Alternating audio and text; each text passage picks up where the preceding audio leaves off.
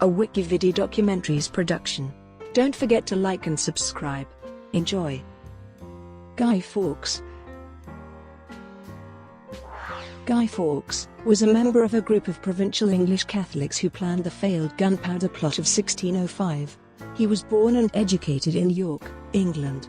His father died when Fawkes was 8 years old, after which his mother married a recusant Catholic. Fawkes converted to Catholicism and left for mainland Europe, where he fought for Catholic Spain in the 80 Years' War against Protestant Dutch reformers in the Low Countries.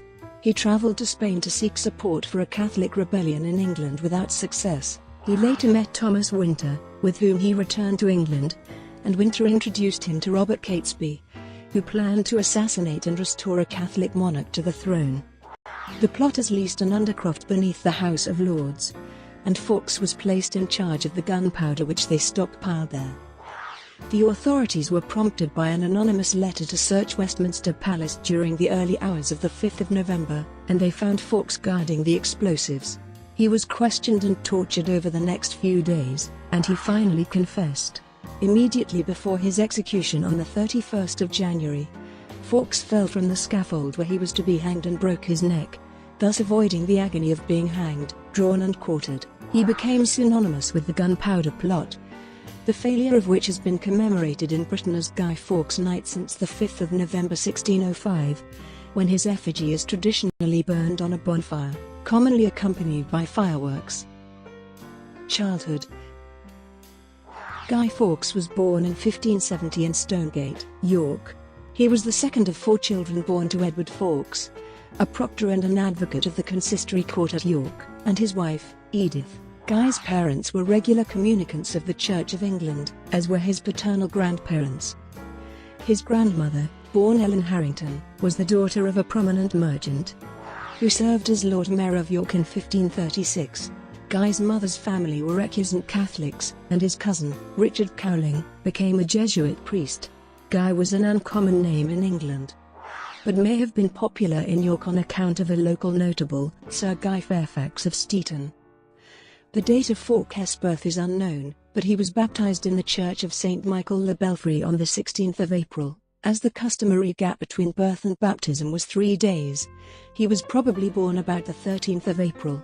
In 1568, Edith had given birth to a daughter named Anne, but the child died aged about 7 weeks, in November that year. She bore 2 more children after Guy, Anne, and Elizabeth. Both were married, in 1599 and 1594 respectively. In 1579, when Guy was 8 years old, his father died. His mother remarried several years later, to the Catholic Diana Bainbrigger of Scotton, Harrogate. Fawkes may have become a Catholic through the Bainbrigger family's recusant tendencies, and also the Catholic branches of the Pullein and Percy families of Scotton, but also from his time at St. Peter's School in York. A governor of the school had spent about 20 years in prison for recusancy, and its headmaster, John Pullein, came from a family of noted Yorkshire recusants, the Pulleins of Blubberhouses. In her 1915 work The Pulleins of Yorkshire, author Catherine Pullein suggested that Fawkes' Catholic education came from his Harrington relatives, who were known for harbouring priests, one of whom later accompanied Fawkes to Flanders in 1592–1593.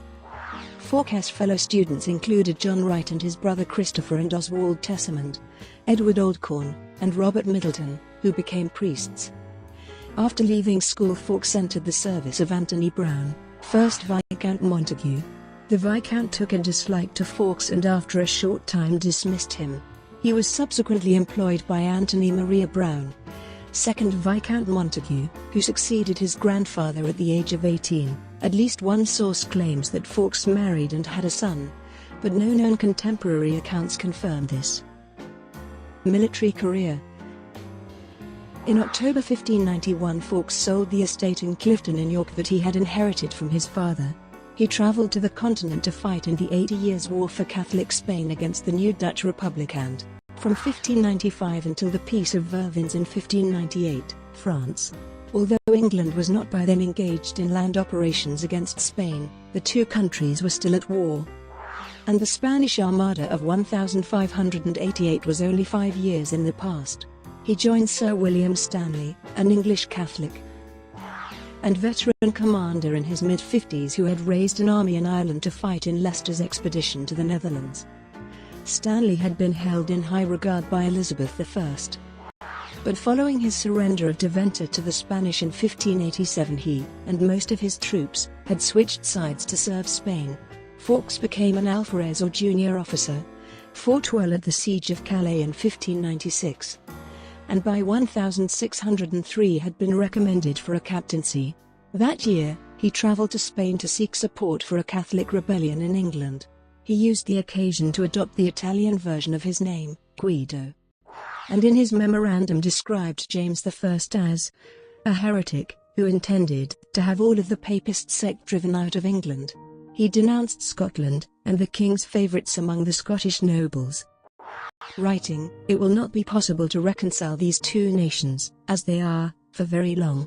Although he was received politely, the court of Philip III was unwilling to offer him any support. Gunpowder Plot. In 1604, Fawkes became involved with a small group of English Catholics, led by Robert Catesby, who planned to assassinate the Protestant King James and replace him with his daughter, third in the line of succession, Princess Elizabeth.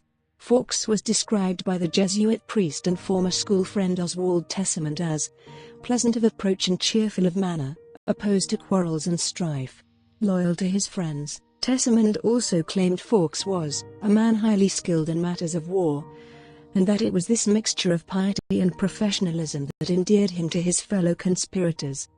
The author Antonia Fraser describes Fawkes as a tall, powerfully built man, with thick reddish-brown hair, a flowing moustache in the tradition of the time, and a bushy reddish-brown beard, and that he was a man of action, capable of intelligent argument as well as physical endurance, somewhat to the surprise of his enemies.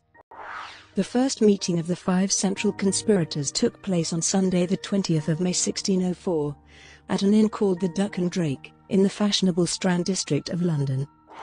Catesby had already proposed at an earlier meeting with Thomas Wintour and John Wright to kill the king and his government by blowing up the Parliament House with gunpowder.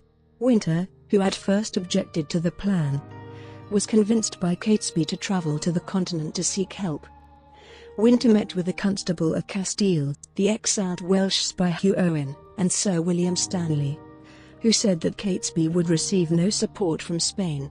Owen did, however, introduce Wintour to Fawkes, who had by then been away from England for many years, and thus was largely unknown in the country. Wintour and Fawkes were contemporaries. Each was militant, and had first-hand experience of the unwillingness of the Spaniards to help. Wintour told Fawkes of their plan to do somewhat in England if the peace with Spain helped us not, and thus in April 1604 the two men returned to England.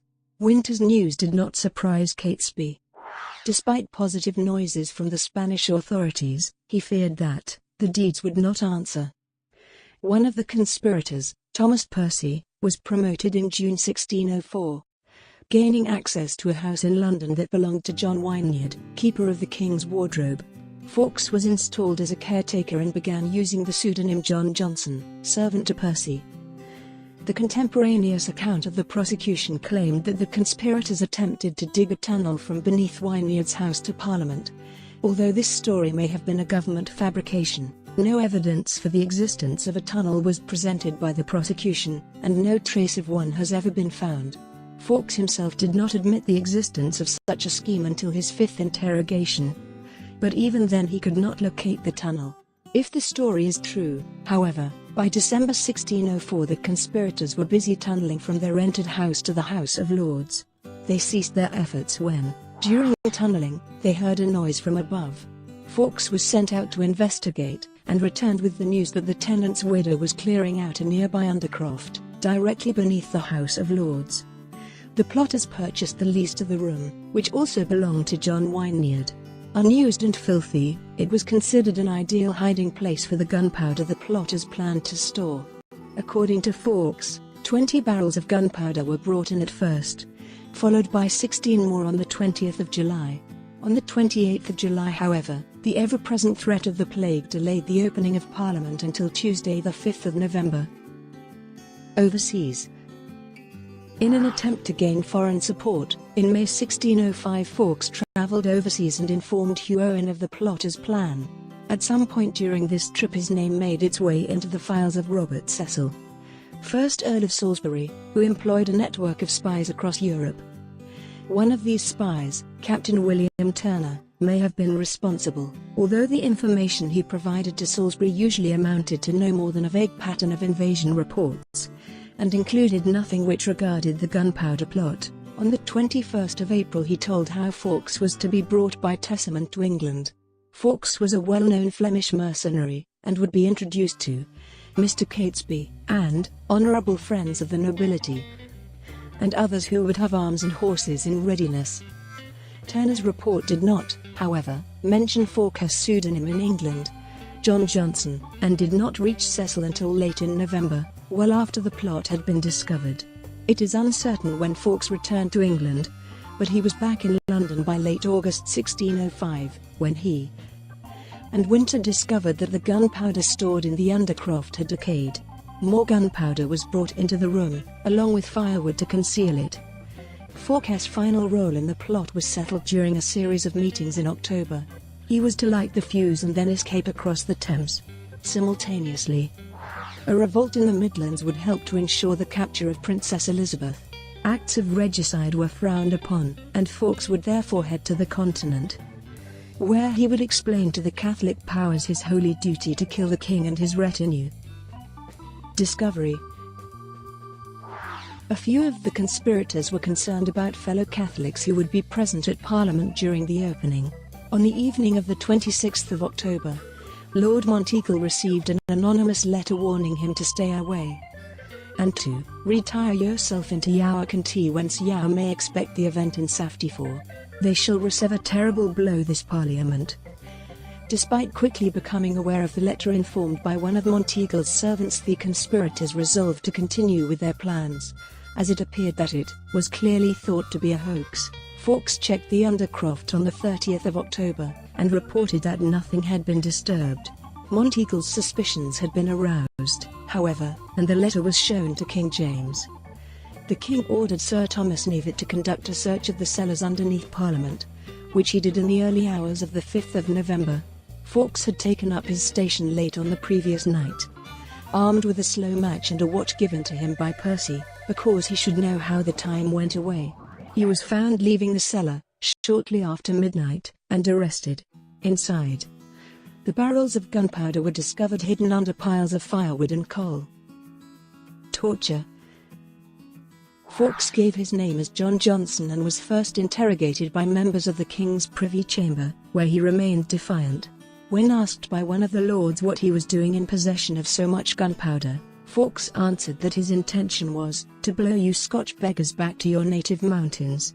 He identified himself as a 36-year-old Catholic from Netherdale in Yorkshire, and gave his father's name as Thomas, and his mother's as Edith Jackson. Wounds on his body noted by his questioners he explained as the effects of pleurisy. Fawkes admitted his intention to blow up the House of Lords, and expressed regret at his failure to do so. His steadfast manner earned him the admiration of King James, who described Fawkes as possessing a Roman resolution. James's admiration did not, however, prevent him from ordering on the 6th of November that John Johnson be tortured, to reveal the names of his co-conspirators. He directed that the torture be lighted first, referring to the use of manacles, but more severe if necessary, authorizing the use of the rack. The gentler tortures are to be first used unto him et sic per gradus ad imitenditur, and so by degrees proceeding to the worst. Fawkes was transferred to the Tower of London. The king composed a list of questions to be put to Johnson, such as to what he is, for I can never yet hear of any man that knows him, when and where he learned to speak French, and, if he was a papist, who brought him up in it. The room in which Fawkes was interrogated subsequently became known as the Guy Fawkes Room. Sir William Ward, Lieutenant of the Tower, supervised the torture and obtained Fawkes' confession. He searched his prisoner, and found a letter addressed to Guy Fawkes. To Ward's surprise, Johnson remained silent, revealing nothing about the plot or its authors. On the night of the 6th of November he spoke with Ward, who reported to Salisbury. He, Johnson, told us that since he undertook this action he did every day pray to God he might perform that which might be for the advancement of the Catholic faith and saving his own soul. According to Ward, Fawkes managed to rest through the night, despite his being warned that he would be interrogated until I had gotten the inward secret of his thoughts and all his complices. His composure was broken at some point during the following day. The observer Sir Edward Hobey remarked, "Since Johnson's being in the Tower, he beginneth to speak English." Fawkes revealed his true identity on the 7th of November, and told his interrogators that there were 5 people involved in the plot to kill the king.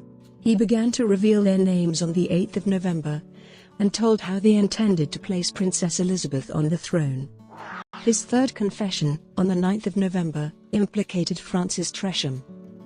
Following the Ridolfi plot of 1,571 prisoners were made to dictate their confessions, before copying and signing them, if they still could, although it is uncertain if he was tortured on the rack.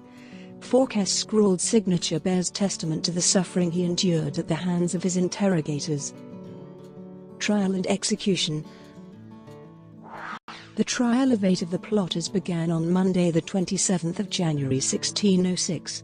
Fawkes shared the barge from the Tower to Westminster Hall with 7 of his co-conspirators. They were kept in the Star Chamber before being taken to Westminster Hall, where they were displayed on a purpose-built scaffold. The king and his close family, watching in secret, were among the spectators as the Lords Commissioners read out the list of charges. Fawkes was identified as Guido Fawkes, otherwise called Guido Johnson. He pleaded not guilty, despite his apparent acceptance of guilt from the moment he was captured. The outcome was never in doubt. The jury found all the defendants guilty, and the Lord Chief Justice Sir John Popham pronounced them guilty of high treason. The Attorney General Sir Edward Coke told the court that each of the condemned would be drawn backwards to his death, by a horse, his head near the ground. They were to be put to death halfway between heaven and earth as unworthy of both. Their genitals would be cut off and burnt before their eyes, and their bowels and hearts removed. They would then be decapitated, and the dismembered parts of their bodies displayed so that they might become prey for the fowls of the air. Fawkes and Tresham's testimony regarding the Spanish treason was read aloud, as well as confessions related specifically to the Gunpowder Plot. The last piece of evidence offered was a conversation between Fawkes and Wintour, who had been kept in adjacent cells. The 2 men apparently thought they had been speaking in private, but their conversation was intercepted by a government spy. When the prisoners were allowed to speak, Fawkes explained his not guilty plea as ignorance of certain aspects of the indictment. On the 31st of January 1606, Fawkes and 3 others, Thomas Wintour, Ambrose Rookwood, and Robert Keyes, were dragged from the Tower on wattled hurdles to the old palace yard at Westminster, opposite the building they had attempted to destroy. His fellow plotters were then hanged and quartered. Fawkes was the last to stand on the scaffold. He asked for forgiveness of the king and state, while keeping up his crosses and idle ceremonies. Weakened by torture and aided by the hangman, Fawkes began to climb the ladder to the noose, but either through jumping to his death or climbing too high so the rope was incorrectly set, he managed to avoid the agony of the latter part of his execution by breaking his neck. His lifeless body was nevertheless quartered and, as was the custom, his body parts were then distributed to the 4 corners of the kingdom, to be displayed as a warning to other would-be traitors. Brought to you by WikiVidi Documentaries. Would you like to know more?